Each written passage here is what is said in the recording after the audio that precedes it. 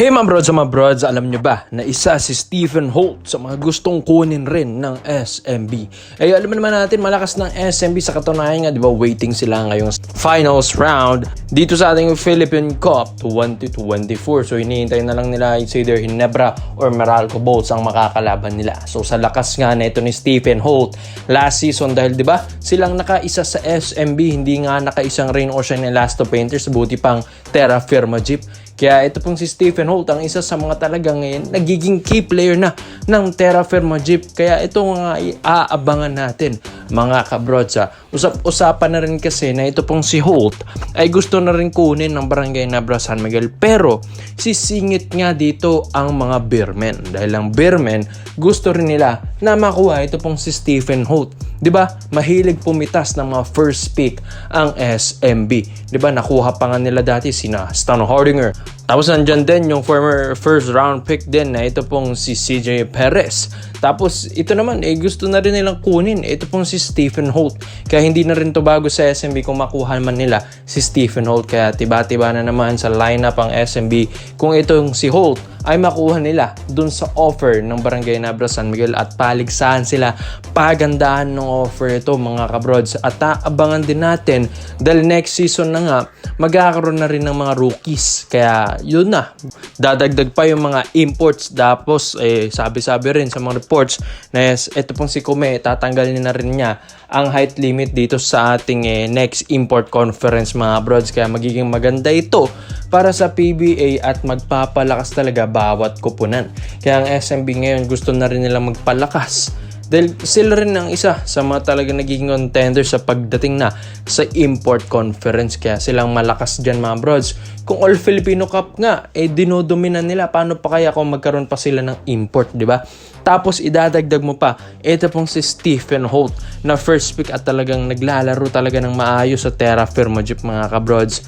So alam ko maraming nakaabang kay Holt ngayon. Pero ngayon nga, syempre Terra Firma Jeep ito. Sabi nga nila, tapos na ito pong 1 year or over 1 year na conference ni Holt sa Terra Firma Jeep at pwede na ulit siyang ma-trade. So kaya nakaabang ng mga karamihang kupunan, lalong-lalo ng SMC Group.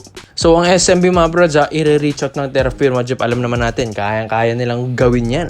Dahil ang Terra Firma farm team ito mga brods, kunting kay kalabit lang. Dito sa Terra Firma Jeep, kunting ibigay lang ito sa under the table, ay mapapayag at papayag ulit yan. Diba? Lalong-lalo na. Ito pong si Stephen Holt ay malaki-laki ang value nito.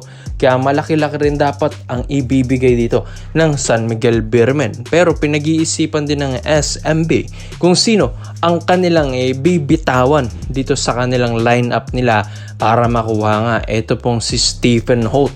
Dahil syempre 6'4" point guard ito mga bros, overall rin na performance na ito ay talagang maganda mga kabros. Tapos yung skill set niya talagang fit na fit sa SMB future point guard din talaga nila. Tapos ito pong si Chris Ross, nagkakaedad na rin, baka ito na nga ang ipapalit nila kay Ross. So 6'4" point guard ito mga broads, talagang maganda na point guard, athletic, maganda rin ng shooting, clutch player pa dito sa Terra Firma Jeep. Kaya 'di ba, nasa history na rin natin, first playoffs nila, tapos first win pa nila sa playoffs sa SMB pa nila yan ginawa. Kaya ang SMB ngayon talagang nagkaka-interest at talagang na-amaze sa ginawa ni Stephen Holt this season ngayong All Filipino Cup sa quarterfinals round. Kaya mga brods, sa Stephen Holt, sa tingin nyo ba dapat ba itong kunin ng San Miguel Beermen? Kaya komento mo lang po nyo dyan mga brods at isa natin yan.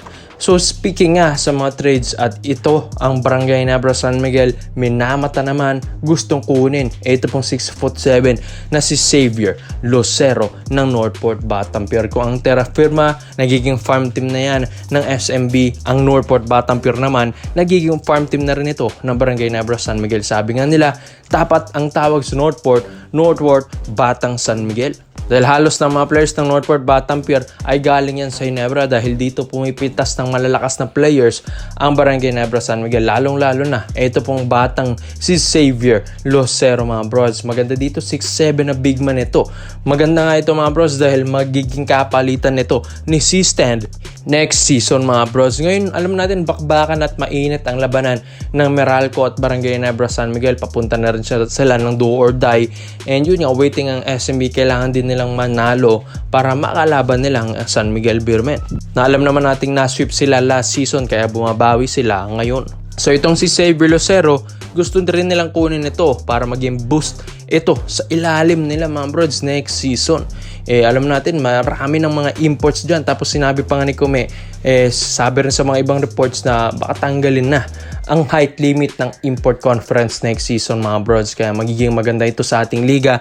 Lalaki na yung mga import sentro dito. Tapos matcha-challenge pa si Junmar Fajardo mga kabrods, di ba? So maganda ito para sa ating liga. Kaya itong si Xavier Lucero gustong i-add dito ng Ginebra para madagdagan ang kanilang big man next season mga kabros. Dahil bali-balitang Ginebra talagang big man ang gustong kunin nito. Okay na yung opensa nagkaka-opensa na sila, nagkakaroon na ng magandang kapaan ngayong semifinals against Meralco Boats. Yung depensa na lang talaga sa ilalim dahil kapag si Junmar Fajardo nang pumose sa kanila or malalaking import pa, mas malaki pa kay Junmar, mahihirapan talaga sila. Kaya ito pong si Xavier Lucero, ang additional wingman ng Barangay Nebra San Miguel, ay pwede ito mga kabrods. Hindi lang naman basta-basta, ito pong si Lucero. Athletic na player, magandang attitude, maganda rin kung ito ay mahawakan ni Coach Tim Cone dahil coachable talaga ang player na ito. Bata-bata pa at talagang mai-improve ito ng Barangay Nebra San Miguel. Sa kanyang height, sa kanyang edad, malaki pa ang magiging future at room for improvement dito po kay Xavier Lucero next season mga brods. Ang Northport, kayang-kaya na yung ligawan mga brods ng Ginebra. Talagang sanay na silang makipag-transaction dyan dahil ang dami ng players na nakuha ng Ginebra na galing Northport like Malonzo, Ton Hardinger at iba pa mga kabrods. So kayang-kaya na nilang makipag-transact ulit dyan dahil itong si Lucero ang minamata naman ng Barangay Ginebra San Miguel. So maganda ito. Tapos ito pong si Jamie Malonzo mga brods, hindi pa nga nakakabalik dahil syempre nagpapagaling pa ito sa kanyang injury at syempre next season hindi pa masyadong 100%. Ito pong si Malonzo siguro. Kaya kailangan nila ng additional wingman like ito pong si Xavier Lucero na kasing height din naman ito ni Jamie Malonzo. Mas big man nga lang ang laruan po na ito ni Xavier Lucero mga brods. Malaki-laki, maganda rin ang pangangatawan, matigas-tigas din kung pumoste. Tapos ito pa, maganda sa kanya, mayroon siyang 3-point shooting mga brods. May shooting itong si Lucero.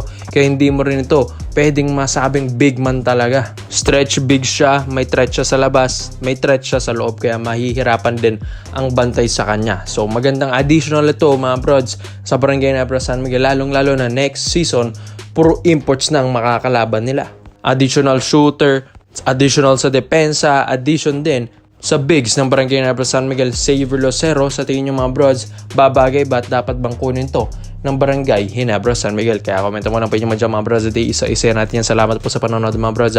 This is our Day to Dahil Lechon Long. I'm out.